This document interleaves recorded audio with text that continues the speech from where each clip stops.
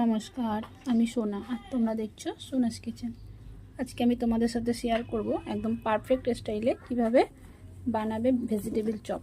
তার জন্য আমি বিট আর গাজর আমি ছোট্ট ছোট্ট করে কেটে নিয়েছি। আমি আলু নিয়েছি, আলুগুলো আমি সিদ্ধ করে নিয়েছি। এবার এগুলোকে আমি ম্যাশ করে নেব।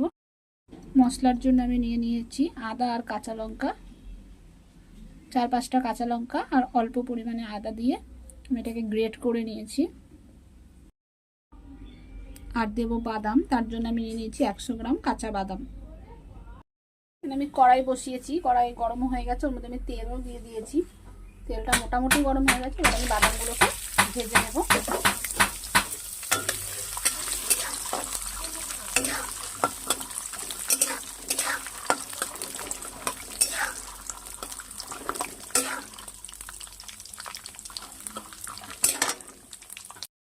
বাদামগুলো ভাজা হয়ে গেছে, এবার আমি তুলে নেব। বাদামগুলো আমি তুলে নিয়েছি, এরকমই ভেজেছি, এর থেকে বেশি আর ভাজবো না, তাহলে পুড়ে যাবে। এবার এই গরম তেলের মধ্যে আমি দিয়ে দেবো 5 ফোড়ন আর শুকনো লঙ্কা ফোড়নে, আর আদা আর কাঁচা লঙ্কা ভেজে নেব। মশলাটা মোটামুটি ভাজা হয়ে গেছে, এর থেকে একটা সুন্দর ফ্লেভারও বেরিয়েছে।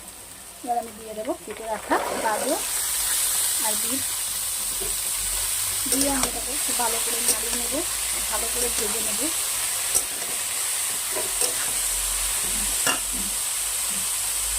এটা দিয়ে দেবো পরিমাণ মতো নুন,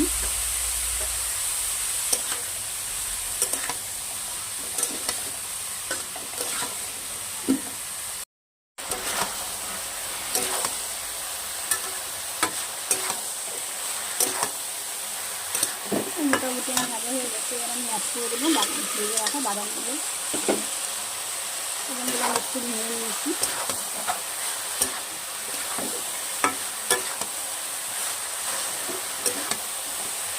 আমি একটু দিয়ে দেবো সামান্য পরিমাণে জল। জলের পরিমাণ একদমই সামান্য দিতে হবে, বেশি দিলে তাহলে জিনিসটা ভেজা হয়ে যাবে।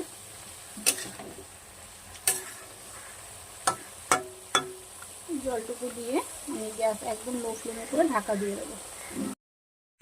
ঢাকনাটা খুলেছি, জলও শুকিয়ে এসেছে। এবার আমি এটাকে ভালো করে নাড়াবো। আমি একটু অ্যাড করবো ম্যাশ করা আলুগুলো। আলুটাকে এর সাথে আমাকে খুব ভালো করে মিশিয়ে নিতে হবে সময় নিয়ে।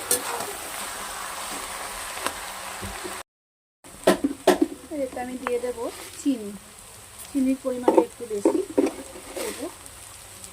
আমি এখানে 3 চামচ চিনি দেবো।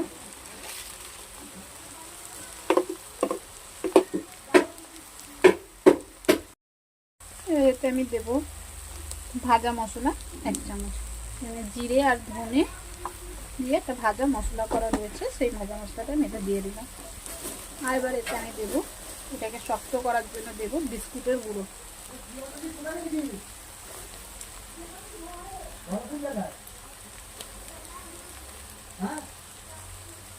দিয়ে আমি এটাকে ভালো করে মিক্স করবো। এটা হয়ে এসেছে, পুরোটা হয়ে গেছে, এর থেকে আর শক্ত করার কোনো দরকার নেই। ঠান্ডা হলে আরেকটু শুকিয়ে যাবে, শক্ত হয়ে যাবে। আমি গ্যাসটাকে নিভিয়ে দিলাম, দিয়ে আমি এটাকে ঠান্ডা হওয়ার জন্য বেশ কিছুক্ষণ রেখে দেবো। আর সব কিছু দিয়ে মিক্সড করে আমি প্রায় 15 থেকে 20 মিনিট মতো লো ফ্লেমে নাড়িয়েছি। নাড়িয়ে নাড়িয়ে এটাকে এরকমভাবে শক্ত করেছি। এবার এটাকে আমি ঠান্ডা হওয়ার জন্য অপেক্ষা করব।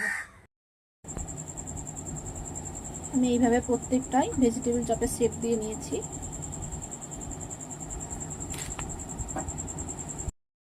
কোট করার জন্য আমি নিয়ে নিয়েছি বিস্কুট গুঁড়ো,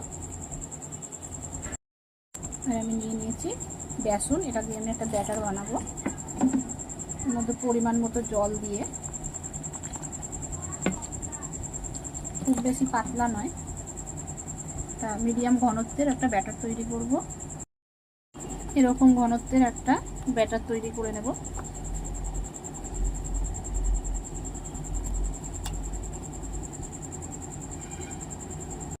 ব্যাটারের মধ্যে আমি ভেজিটেবিল চপ যেগুলো আমি বানিয়ে রেখেছি সেগুলো এক এক করে দিয়ে দেবো।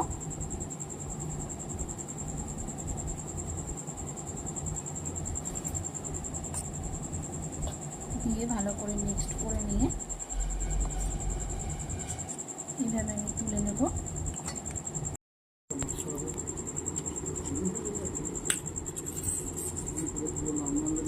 এবার আমি এখানে দিয়ে দেবো, দিয়ে আমি ভালো করে কোট করে নেব।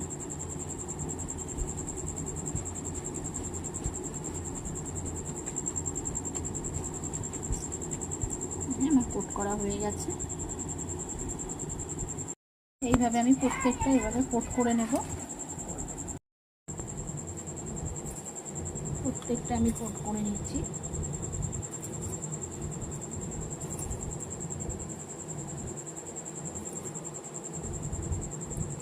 এভাবে আমার বাকি সব কটাই আমি কোট করে নেব। এইভাবে আমি প্রত্যেকটা কোট করে নিয়েছি। এটা ভাজার জন্য আমি তেল বসিয়ে দিয়েছি। ঠিক আছে, তেলটা আমাদের একটু বেশি পরিমাণে গরম করতে হবে, ধোয়া বেরোচ্ছে। এবার আমি এটা ছেড়ে দেবো। হালকা গরম তেল থাকলে এগুলো ভেঙে যাবে।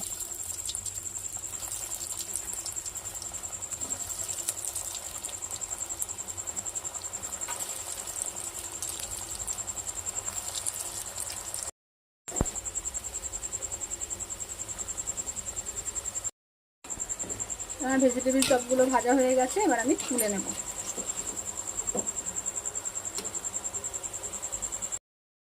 ভেজিটেবিল চপগুলো আমার ভাজা হয়ে গেছে।